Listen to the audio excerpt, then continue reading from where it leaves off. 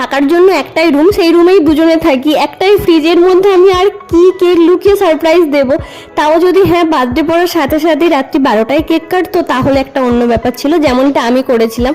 সেই জন্য আমার বড় আমাকে সারপ্রাইজ দিতে পেরেছিল, আমি ওকে পারলাম না, কারণ ও জন্মদিনের দিনই রাত্রি 12টার আগে কেকটা কেটেছিল, আগের দিন 12টায় কাটা হয়নি।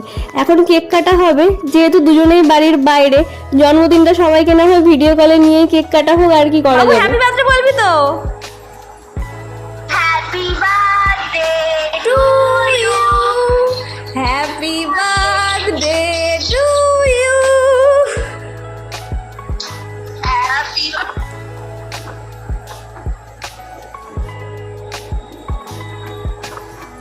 আসলে ভেবেছিলাম যে আগের দিন রাত্রি 12টা বাজতে না বাজতেই কেকটা কাটবো, কিন্তু সেটা আর হলো না, কারণ ও বললো যে না থাক, কালকেই কাটবো।